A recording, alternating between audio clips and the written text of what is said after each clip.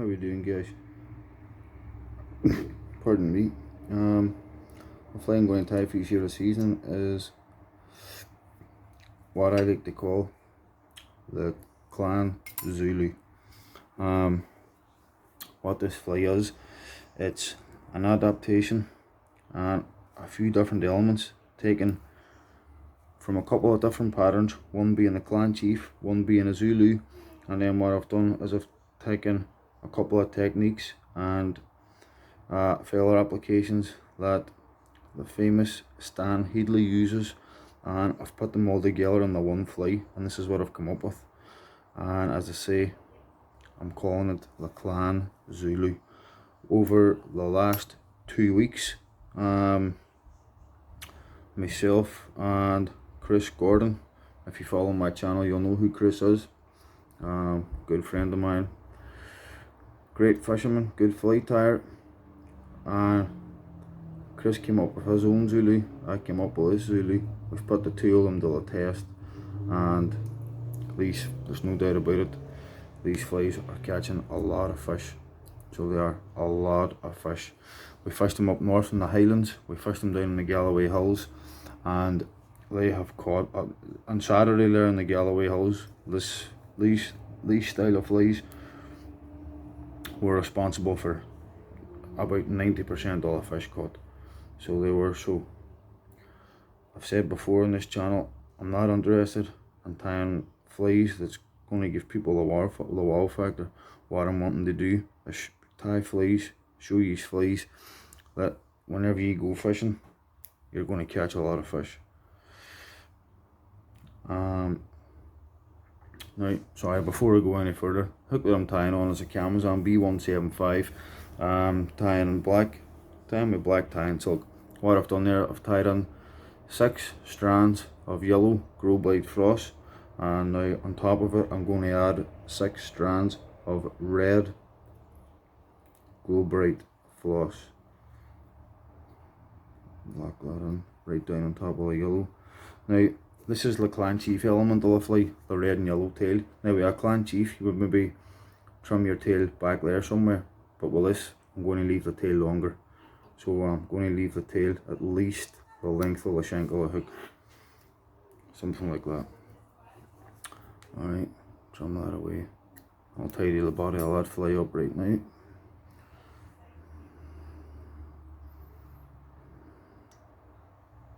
There we are. That keeps everything nice and neat. What I'm going to add to the fly now is a flat gold tinsel rib. The material that I'm using is Uni-Mylar. It's gold on one side and silver on the other. If you're using a similar tinsel, when you're tying this in, you want the gold side of the tinsel facing you. Once that's tied on, just apply some wax to your tying silk, and then we're going to apply some black seal's fur.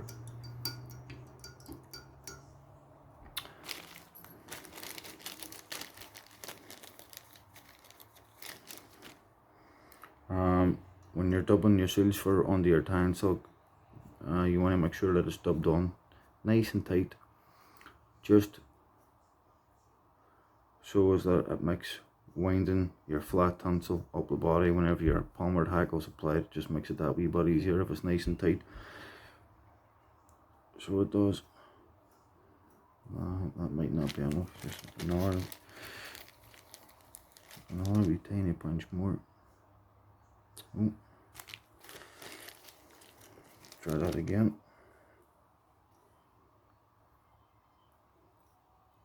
There we are, that's better. So just dub that on nice and tight. Now come down the body, applying the seals fur to the body of the fly. 1, 2 back, and then another one on.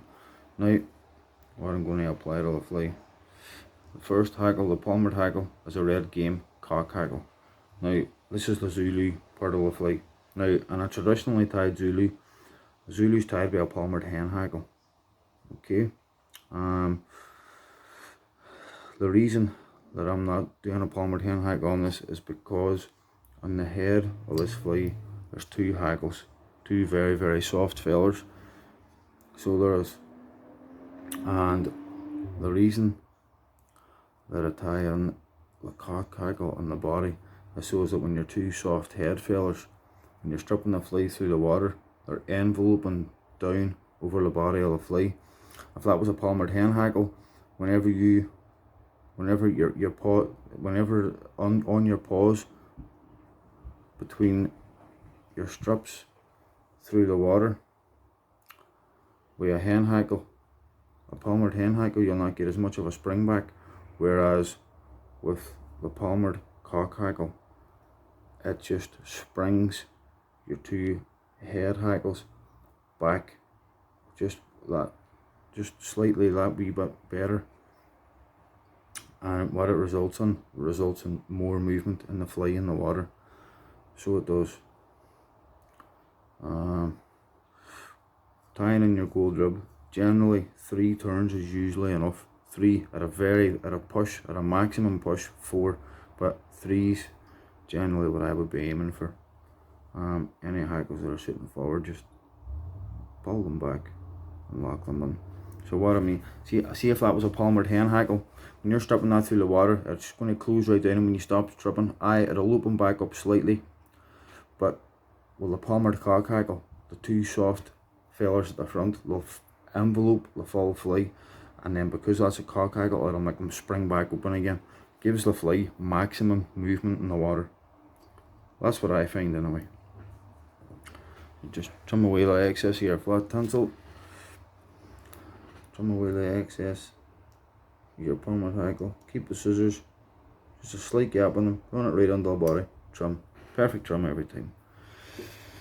Now, this is the first feather in the head of this fly. Look at how beautiful that feather is. That's a peacock neck feather. The colours in that are so vibrant, and it's so soft, such a soft feather. Gives the fly a lot of movement in the water. What I like to do is just tease the fibres out at a 90-degree angle away from the stalk, pinch them in your fingers, and you're wanting to keep this long. This is this unorthodox style again of tying a fly. You're wanting to keep these fibres nice and long, maximum movement in the water. So that looks good to me. Maybe just slightly by the tail of the fly. What you want to do is you want to roll them fibres around the shank of the hook.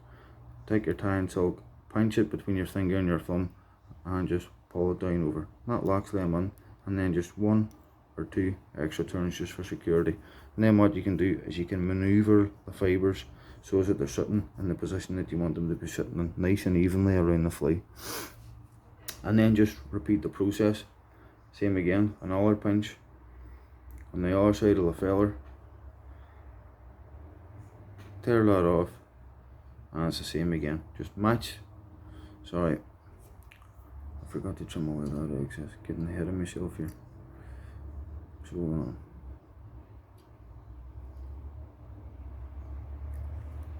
right, you want to make the tips of this bunch line up with the tips of that bunch. That looks good to me. Same thing again. Roll it round the shank of the hook. Loop your tines up between your finger and your thumb, and just tighten back down on it. And 1, 2, 3, and that's all that secured right in. Now, look at how beautiful that is. Look at how beautiful that feather is. So you can imagine, you can see that, you can imagine the effect that has under the water. This is why it's so effective for the wild brownies. It's that movement that drives the trout nuts. Right, now you just try it and tidy that head area up. Right, that looks absolutely stunning. Now for the final head hackle, and this is a furnace hen hackle. Came off this cape here, look. That's it. That's my furnace hen cape, purchased from Cook. So Steve, if you see this video, pal, keep the stuff coming, top quality, keep it coming, sir.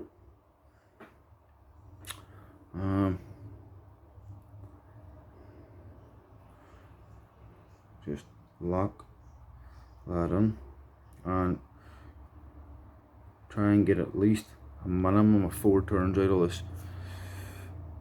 And what that does is that gives maximum movement again in the head of the fly.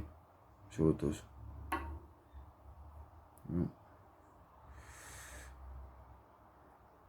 That's what I would be aiming for. Minimum of 4 turns. Try and use as much of the feather as you possibly can.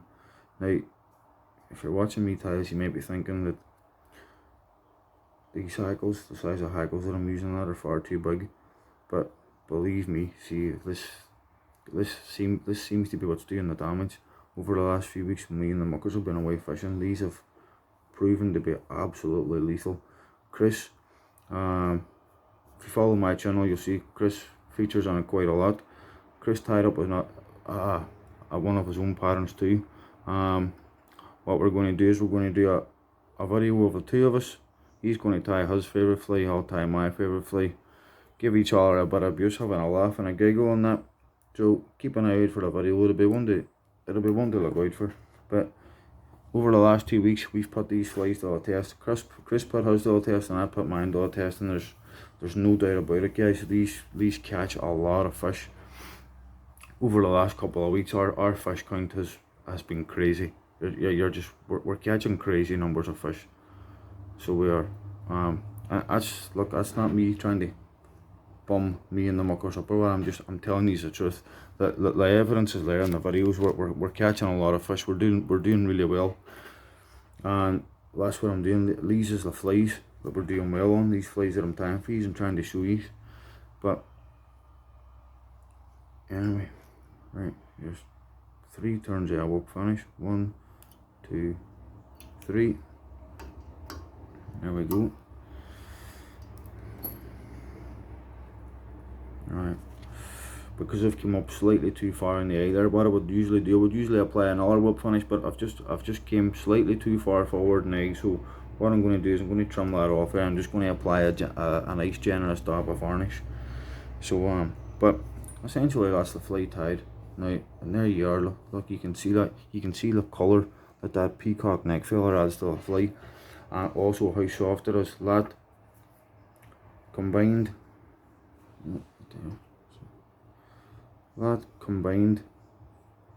with a furnace hen hackle on the head, you can just imagine the movement that gives off under the water, and the attraction point is that in the tail of the fly, the red and yellow. I just want to take an opportunity, just Stan Headley, if you ever see this video, pal, I'm a big fan.